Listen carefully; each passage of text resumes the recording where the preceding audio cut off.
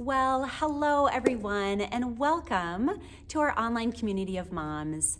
Whether you are watching this in a little small group or you're watching this alone, I'm just so glad you are able to join us. Today, my talk is titled A Sacred Interruption, and I want to share a word with you that I really feel like the Lord has been speaking to me in this crazy life season. And as I share this message, I really believe that it will encourage you. It's going to empower you as a mom, and I hope and pray that it helps you grow deeper in your relationship to Jesus. Now, I know that a lot of you are feeling the weight of the world of what is happening on around us. And when we're feeling stress or anxiety or worry, it's easy to let our minds slip into giving those things all of our mental time and attention instead of our families and our priorities and our purpose.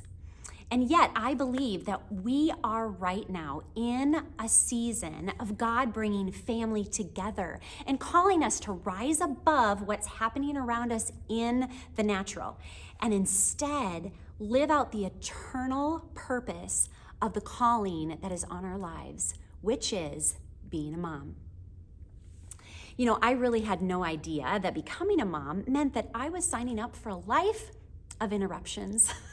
And if you're a mom that has also invited your parents to live with you and your father-in-law, well, let me share with you a story of my life just last week. So I'm in the kitchen preparing supper. I'm working on that, and my mom and dad have come into the kitchen because they have a story they want to share. They just got off the phone with my brother, so they are excitedly telling me about what happened in his situation with the moving van and all the details. Well, Caleb comes into the kitchen, puts his hand on my shoulder, letting me know that he has something to say. 30 seconds later, Ellie comes in the kitchen, puts her hand on my shoulder. And then, as I'm still trying to cook and listen to my mom, out of the peripheral vision of my eye, I see Alan, my father-in-law, coming up the stairs, and I can sense that he has stopped, and he also is looking at me, waiting to talk to me. So here my mom finishes the story with all the details, right? And gusto. She's done. I turn to Caleb. What do you need? Okay. I turn to Ellie. What do you need? Okay. I turn to Alan. What do you need? And he says, well, I'm not sure if the clothes in the dryer are dry yet. And so I say, okay. I proceed down the stairs with him. I check the dryer. The clothes are still a little wet. So I add another 10 minutes. I come up the stairs and realize, wait a minute, I think I was cooking. So I go to the stove, and thank God nothing had burned. But I am telling you what, it was a crazy moment. And I will tell you, to be honest, I did feel a bit explosive internally through all of that, as I felt like everybody was needing me all at the same time. But when I cooled off and calmed down, I thought, you know, Sarah, all of these people are really important to you. And I actually want to give them my time and attention. Now, every moment of my days are not like this, thank God. But I'll tell you, it often feels like my life is full of interruptions. So the question I want to ask today is this: how do you and I respond when we get interrupted? Do we respond with patience?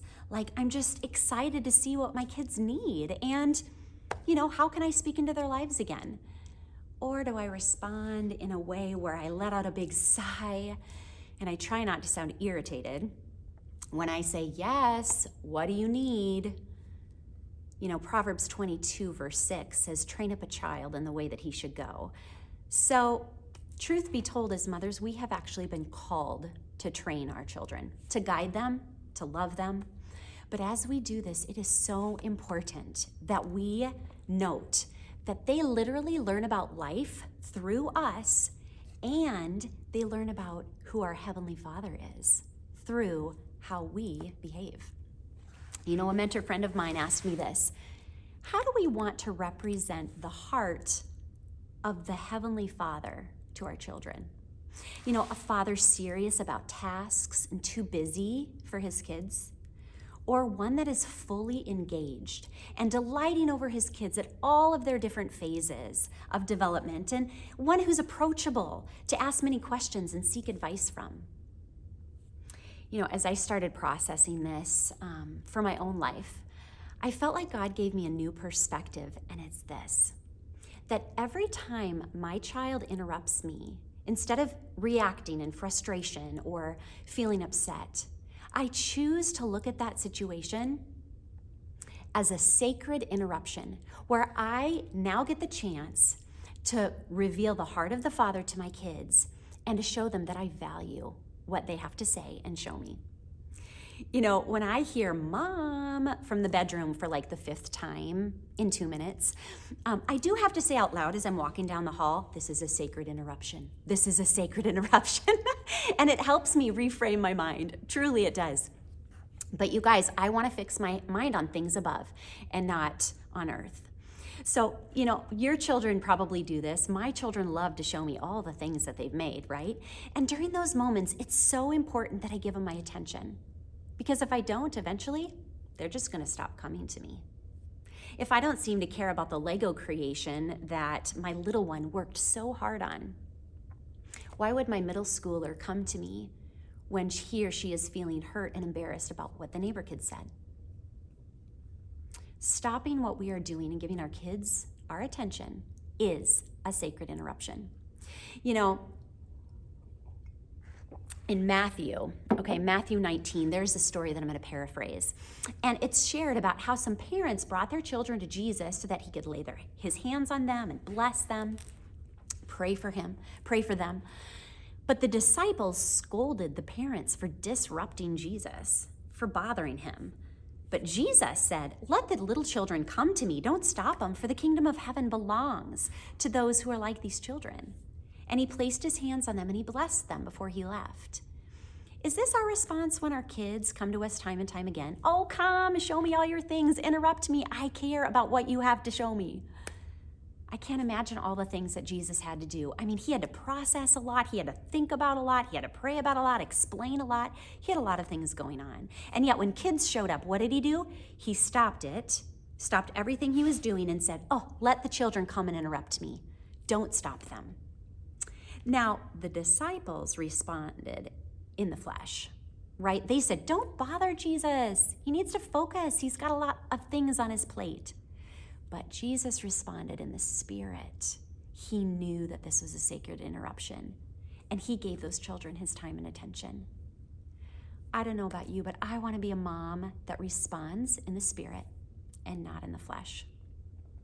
I believe that when we became moms, we signed up for servant motherhood. And according to Sally Clarkson in her book, The Mission of Motherhood, servant motherhood means willingly giving up myself, my expectations, and my time to the task of mothering, and choosing to believe that doing so is the best use of my time in that moment. Now, before you feel like, you're never again gonna get anything done on your to-do list because you have to cater to your kids' beck and call, I wanna reassure you, servant motherhood does not mean letting your kids be rude to you or rule over you. They need to learn boundaries and respect. They need to say, excuse me, mommy. Or when a phone call comes up and you explain it that mommy has a call, they need to learn how to whisper and be quiet until the call is finished. You know, I found as I started talking to my kids like little adults and explaining more to them about why I just needed a minute to text somebody or why I was actually using my phone to look up a recipe, they seemed to get it, and they would more likely give me the time that I just needed in that moment. Proverbs 14:23 says from the Passion Version, if you work hard at what you do, great abundance will come to you. But merely talking about getting rich while living to only pursue your pleasures brings you face to face with poverty. Now, when I read this verse in light of parenting, this was my interpretation. If you work hard at what you do, parenting, choosing a good attitude when you're interrupted, great abundance, like your kids prospering, will come to you. But merely talking about getting rich, talking about how you want to have godly, loving, successful kids, while only living to pursue your pleasures, do what I want to do, not give my kids the attention they need, brings you face to face with poverty. Children who lack success and joy and godliness. So with all of my heart, and I know yours too, I want my kids to be successful and to love Jesus and be filled with peace. But I can't just hope for this to happen. I have to work hard at it every day and literally pay attention to my children. Now, I'd like to take the sacred interruption idea one step further, because I think that there's another sacred interruption happening in all of our lives right now, you guys. For the majority of us, normal life has been completely disrupted. And although I don't feel like this disruption is from God, I do believe that Jesus is whispering something to us in it. I believe he's whispering, loved one, this is a sacred interruption. I'm going to use this as a sacred interruption. I'm doing a new thing. I have a plan that cannot be stopped. Trust me in this season too. So the question then is the same one I asked before. How are we responding when we are being interrupted? You know, my mom loves flowers, okay? And she loves tulips and daffodils, and she thought it would be so fun if we could have those pop up this next spring. Well, to do that, you have to plant bulbs in the fall. So she thought, oh, great, let's order a couple of them. My dad can plant them, and she would just enjoy watching him do that, and we'd have beautiful flowers later. Well, Josh, being the man of abundance that he is, decided, why go with 40 bulbs when there's a great deal on 450, and it would just make the landscape beautiful and more lovely, right? Well, when it came to plant, my dad had just finished hip surgery, so he was out. My mom was literally sick in bed, so she was out. So that left the planting to who? Yep, Josh and I. Now, I will tell you, I grew up on a farm, but I hate gardening. Let's just be honest, I don't have a green thumb. I like eating the food and I like harvesting it, but planting things is not my MO, right?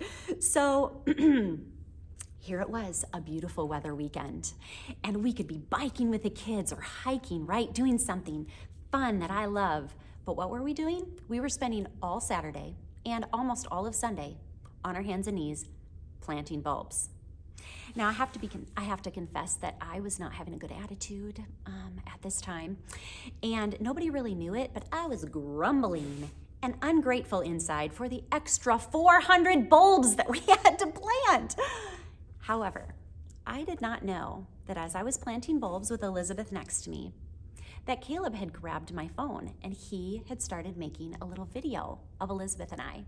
We were planting together. We had these cute little gloves on, these garden gloves, and we were on our little pads that we were kneeling on, and we were planting these little bulbs, and we were having this cute little conversation. And when he showed me that video, you guys, I almost cried. Because planting bulbs was a total disruption to my plan of what I wanted to do. Yet because of God's goodness, this disruption became a sacred interruption full of beauty, and it's going to be a memory that Ellie and I have for the rest of our lives.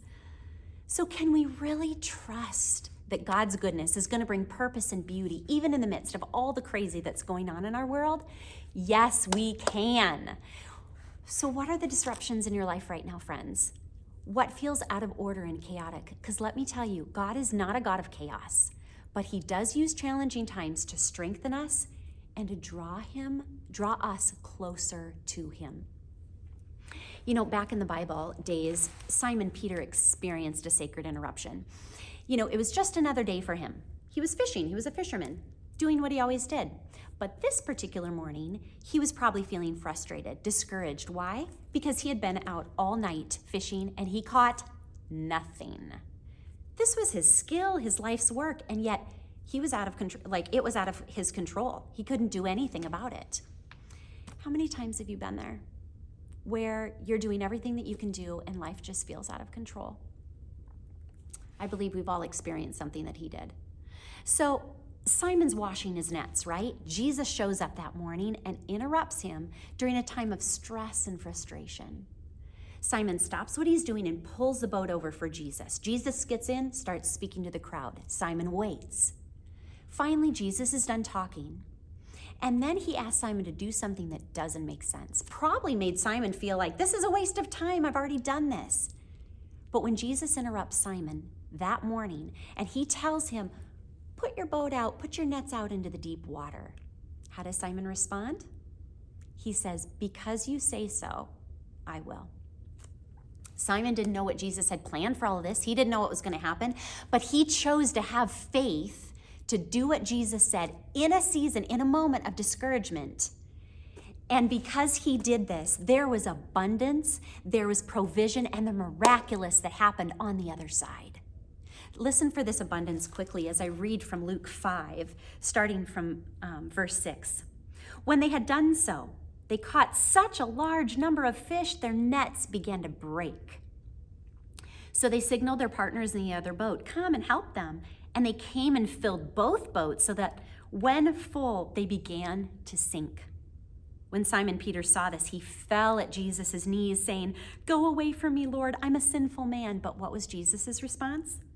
"Don't be afraid. From now on, you will catch men." So they pulled their boats up on the shore, left everything, and followed him.